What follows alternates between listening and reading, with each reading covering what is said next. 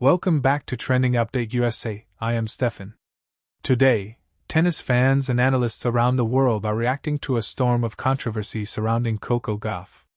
What initially began as online frustration has quickly grown into an intense debate about sportsmanship, personality, media pressure, fan expectations, and the treatment of Gen Z athletes in professional tennis.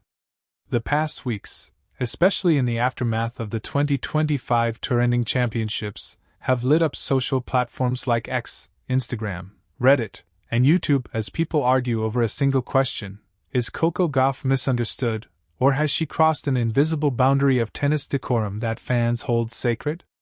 The answer is not simple, and the conversation has grown louder than any single match result.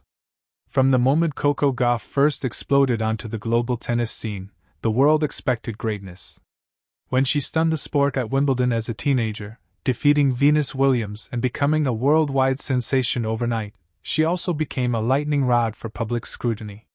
Being ranked in the top echelon of tennis, winning major titles like the US Open in 2023, signing massive endorsement deals with brands like New Balance, Rolex, and Head, and becoming a cultural figure bigger than just tennis have all contributed to the immense spotlight she faces. For many young fans, she is their voice, their energy, and their symbol that tennis is evolving beyond its traditionally stoic identity. But for some longtime tennis supporters, the sport is less about gestures, emotions, and personality, and more about calm, polished professionalism. This divide was always bound to collide, and it finally has. The latest wave of backlash began during and after the 2025 season's closing chapter, when Coco Gauff competed at the prestigious 2025 season finale tournament. While nothing out of the ordinary happened during the event itself, certain moments from the season's broader competitive drama, celebrations, interactions with umpires, emotional reactions, and off-court demeanor, resurfaced online and were reframed with a critical lens. A clip from an intense exchange regarding an officiating decision during the 2024 French Open semi-final against Iga Swiatek went viral again, reigniting accusations that Coco questions authority too passionately. In that moment, Coco bluntly, with visible frustration, argued over a call during a match where emotions were already high. Many defend her, saying that younger players express themselves differently and that tennis has a long history of emotional disputes, from Serena Williams to Andy Roddick and Nick Kyrgios. But critics say Coco's tone crosses the line from competitive frustration to repeated defiance. Her supporters counter that these claims ignore context and exaggerate personality over facts. Simultaneously, fans pointed to multiple occasions where Coco Gauff charged herself up with a passionate fist pump, roar, or enthusiastic celebration. Again, this is common tennis behavior. Rafael Nadal, Novak Djokovic, and Aryna Sabalenka celebrate loudly too. But the framing differs. Because Coco is young, outspoken, and hypervisible, those same reactions get labeled attitude instead of passion by certain corners of the audience. Tennis is a sport that historically allowed emotion when it matched the personality you expected from a champion. But when a young woman of the new generation expresses it her own way, some people suddenly demand a different rulebook. That, at least, is the core of what her defenders argue. Another dividing point is Coco Gauff's popularity on social media versus the expectations of traditional tennis fans. Her candid content, funny TikTok-style humor, meme-like engagement, unfiltered answers during press conferences, and relentless relatability have built one of the largest tennis fanbases in digital sports.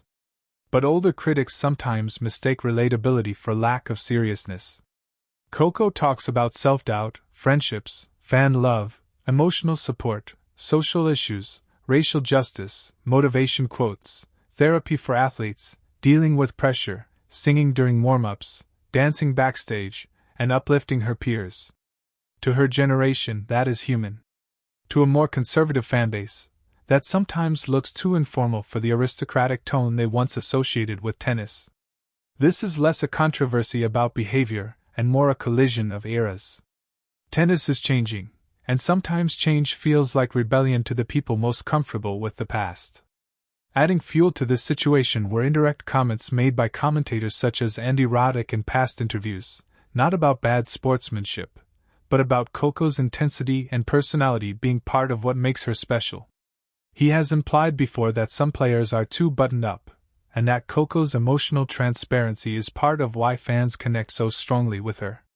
That resurfacing sparked ironic confusion online, where critics say transparency signals weakness while fans argue it signals strength.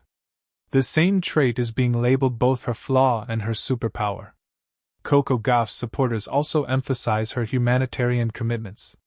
Coco has spoken for racial equality, spoken at events celebrating justice, supported youth empowerment, given motivational speeches to young athletes, engaged in charity outreach, encouraged girls to pursue sports, helped grow participation in youth tennis, and spoken confidently about her identity and platform. The critics do not refute these facts. But supporters argue that even mentioning them is important because the backlash often seems to focus exclusively on moments of fire during competition, while ignoring the maturity she shows when the ball is not in play. Some of the backlash is also tied to a very modern trend, the internet's obsession with narrative over nuance. People do not only react to what athletes do, but to the story constructed around them. Coco Gauff has become more than a tennis player, she is a generational symbol. That is why every roar, every interview, every gesture, every frustrated eyebrow, every handshake, every coaching box glance, every smile felt by fans, and every misinterpreted tone heard by critics becomes amplified into a full cultural event. Other players argue calls to no backlash. Other players celebrate loudly, no backlash. But when you're Coco Gauff, the internet treats you like an ongoing storyline, not a single athlete. And that is both the blessing and the burden of being this generation's most popular tennis figure. Let us also look at the gendered layer here. Many analysts have pointed out that men in tennis historically have been allowed to show tension and fiery responses, while women are often expected to look poised, composed, apologetic, or emotionless. Coco does not fit that mold. She does not apologize for bringing her full personality to court. She plays with raw fight, but also with smiles, tears, frustration, joy, humor, competitiveness, doubt, confidence, humility, prayer, inspiration, cultural pride, friendship, sass, seriousness, and fun. The world wants her to choose one of those boxes. She keeps choosing all of them. And not everyone is comfortable with an athlete who refuses to reduce herself into a single fan-designed identity. There is also the performance pressure angle. Coco Gauff has admitted before that when fans project perfection onto her, it sometimes adds mental weight. One tournament loss should not define her. One emotional reaction should not define her. One season-ending disappointment should not define the entire story. But the higher the expectation, the sharper the criticism feels when reality looks human instead of heroic. The audience expects progression, domination, perfection, stoicism, smiles, visible gratitude, and silent losses, all at the same time. It is no surprise that many young fans say the backlash looks less like disappointment, and more like people struggling with the fact that Coco will not perform public emotional labor in the exact way some fans want. Another important point here is the psychological evolution of tennis itself. Tennis was once marketed like a royal sport, full of polite applause and restrained reactions. But over the past decade, tennis has grappled with the entertainment era. Now fans want drama. Netflix-like tension, rivalry arcs, personality clashes, sound bites, emotional storytelling, empowerment speeches, signature celebrations, honesty and pain, branding narratives, mic drop interviews, viral locker room energy, and constant theater. But they also want players to behave quietly unless the drama is the kind they specifically enjoy. That contradiction lives at the core of the backlash. People want tennis to evolve but do not agree on the direction. Let us also acknowledge the reality.